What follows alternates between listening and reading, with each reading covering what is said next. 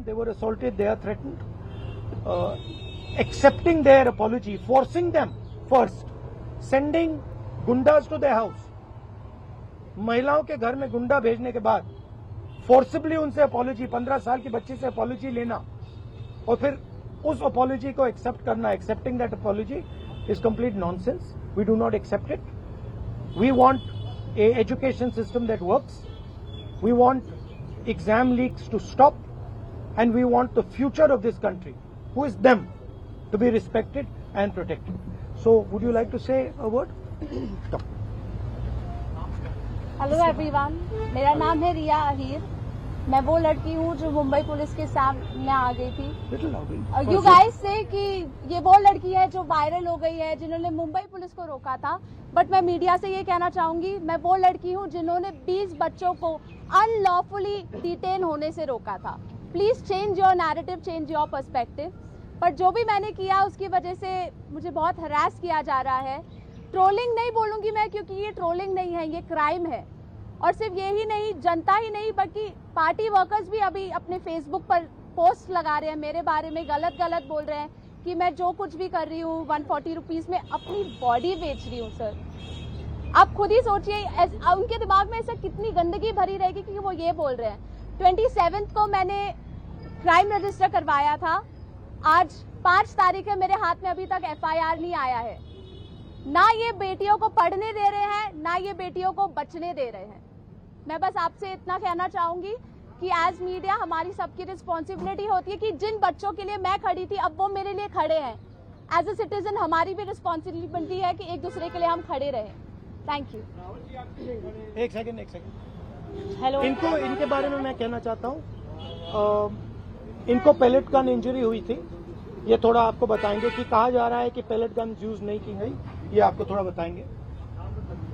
मेरा नाम नूतन टोप्पो है और मैं झारखंड से बिलोंग करती हूँ. और प्लेट गन मैं अपने आंखों से देखी थी कि हमारे साइड वो गन पॉइंट किया हुआ था और जैसे ही मैं मुड़ती हूँ ऐसे पीछे से मुझे गन फायर किया गया. और मुझे पता, अच्छी तरह से पता है, मुझे गन से ही फायर में लगी है, प्लेट गन से ही लगी है. बस मुझे ये पता है. पर जब देश में जंतर मंतर में 20 तारीख और जब अन्याय के खिलाफ हमें खड़ा होने का मौका मिले, हम खड़ा होंगे जरूर. मैं फरानाज उत्तर प्रदेश से आई हूँ. मैं एज अ ग्रेजुएशन स्टूडेंट हूँ. लेकिन हम जब 20 तारीख को जंतर मंतर पे एकदम पीसफुल होके प्रोटेस्ट कर रहे थे, ये पुलिस के गुंडे बहुत बुरी तरीके से हमको मारे. इतने बुरा इंजर्ड करने के बाद में ये लोग हम लोगों पे ये बोलते हैं कि अगर आप कार्रवाई करोगे तो हम लोग भी डायरेक्ट कार्रवाई करेंगे. देन उसके बाद भी जब इनसे ये नहीं बना तो ये लोग कहने लगे, ये पुलिस का कहना था कि इनका नाम, क्योंकि मुसलमान नाम से इन लोगों ने जज किया कि मैं फरानाज. पहले इन्होंने मुझे मारने के बाद बस में बिठाया, 3 घंटे तक लिटरली रखे और फिर उसके बाद बोलते हैं कि नाम क्या. मैंने कहा फरानाज. इनकी लिस्ट अलग बनाई जाएगी क्योंकि ये लोग देशद्रोही हैं. तो सर अगर हम लोग शांति से प्रोटेस्ट कर रहे हैं, क्या हम देशद्रोही हैं? क्योंकि हम लोग नॉर्मल लगा रहे थे वंदे भारत और भारत माता की जय, उसके बावजूद भी हम लोग को मारने के बाद देशद्रोही बोलते हैं. तो ये इन्होंने हमारे साथ किया. उसके साथ साथ सोशल मीडिया पे लगातार आ रहा है कि अरे ये लोग सिर्फ देशद्रोही पना करने गए थे. तो मेरा यही कहना है कि अगर आप लोग इस तरीके से करते रहोगे, लेकिन हम लोग बाज नहीं आएंगे. हम हक के लिए, अपने देश के लिए हमेशा खड़े रहेंगे. जय हिंद, जय भारत. मेरा नाम भरत बानाइत है. मैं नागपुर से आया था जो जंतर मंतर के लिए प्रोटेस्ट किया था. उस प्रोटेस्ट में मैं 20 जून से था, पर 20 जुलाई को हुआ वाकया तो हमने धर्मेंद्र प्रधान के लिए जो इस्तीफा मांगा था, उस इस्तीफे के लिए इन्होंने इतना अत्याचार किया, इतनी बर्बरता की शायद हमने अमित शाह का इस्तीफा मांग लिया होता तो इन्होंने हम पे सीधा गोलियां चला दी होती, बॉर्डर बना दिया होता जंतर मंतर को. मुझे इस तरीके से लगता है क्योंकि हमने जो सहा है, मैंने खुद कई बच्चों को एम्बुलेंस में डाला जो ब्लीडिंग हो रही थी, उनसे ब्लीडिंग हो रही थी. मैंने उनको डाला तो सामने जाके उनको रोका गया था. उनको रोकने के बाद उनको फिर जिनके सर पे लगी थी उनके पैर तोड़े गए और जिनके पैर टूटे थे उनके सर फोड़े गए, हाथ तोड़े गए. मतलब इस तरीके का वाक्य हमने देखा और अभी तक जिंदगी में मैंने ये ऐसा दिन कभी मैंने अपने जिंदगी में नहीं देखा. और ये मेरे जिंदगी का ब्लैक डे था और ये जिंदगी में किसी के नहीं आना चाहिए. इसलिए सबने एक साथ सब खड़े हुए और जैसे मुझे मारा गया तो लोग मुझे देख के आए, पर अभी हमें लगता है कि उस दिन अगर हम रुकते नहीं जंतर मंतर पे तो ये लोकतंत्र का आखिरी दिन होता। यही मैं कहना चाहता हूँ। धन्यवाद। हाय एवरीवन, मेरा नाम मुस्कान है। मैं ज़्यादा कुछ नहीं बोलूँगी, मैं बस इतना बताऊँगी that I was one of the peaceful protesters at Delhi Jantar Mantar. मेरा सवाल बस ये है कि जब मैं शांति से चल रही थी तो पुलिस ने मुझे मारा क्यों? आरएएफ ऑफिसर्स ने मेरे ऊपर लाठी क्यों बजाई? और जब ये साफ साफ रूल है कि आप थाई के ऊपर नहीं मार सकते हो और एक मेल ऑफिसर किसी लड़की को नहीं मार सकता, तो एक मेल आरएएफ ऑफिसर ने why did he try to jab a baton into my buttocks? मेरा बस इतना सा सवाल है। और अगर इसके लिए जिसको भी उसने ऑर्डर दिया था, अगर वो आके मुझसे माफी मांग ले तो मुझे भी बहुत खुशी मिल जाएगी। एंड सेकेंडली, क्योंकि मैंने बोला कि मेरा नाम मुस्कान है, मैं एडिशनली ये भी ऐड करना चाहूंगी कि सर ने मेरी शर्मा है। और ये मैं इसीलिए बता रही हूँ क्योंकि आजकल हर कोई मान के बैठा है कि मैं मुस्लिम हूँ और इसीलिए मुझे और ज्यादा गालियां मिल रही हैं।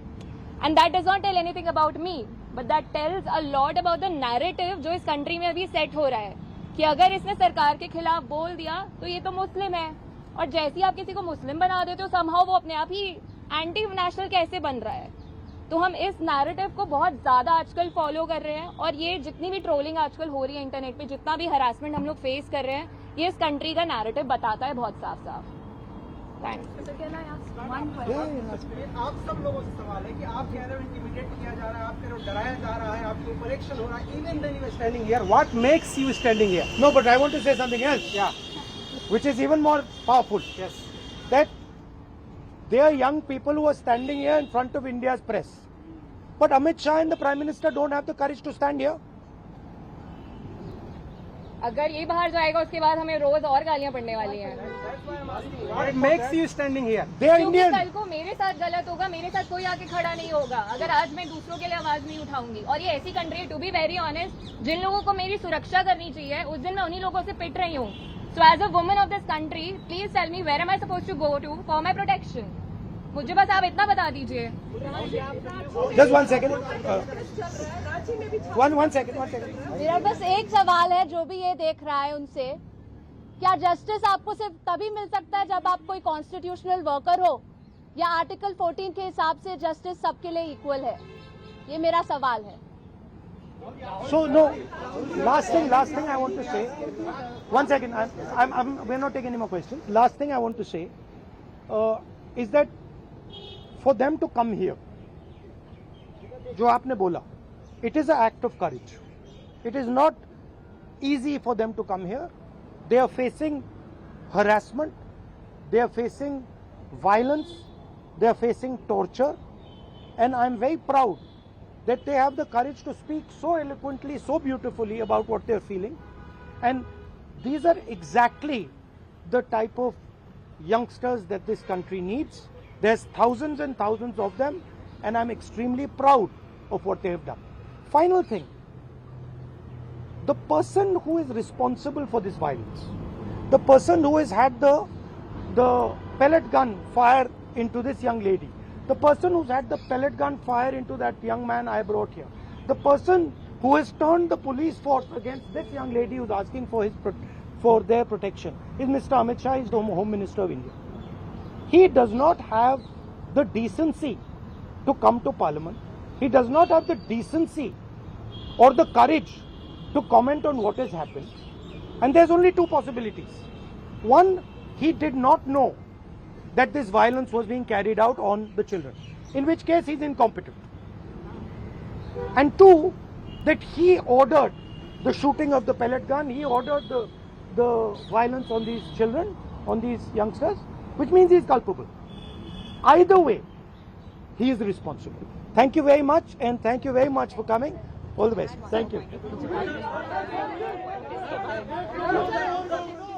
तर विद्यार्थ्यांची आंदोलकांची बाजू मांडताना राहुल गांधी आपण त्यांना ऐकत होतो। पत्रकार परिषद त्यांनी घेतली नवी दिल्लीमध्ये। राहुल गांधी यांनी पत्रकार परिषदेत विद्यार्थ्यांवरील कारवाईचा मुद्दा उपस्थित केलाय।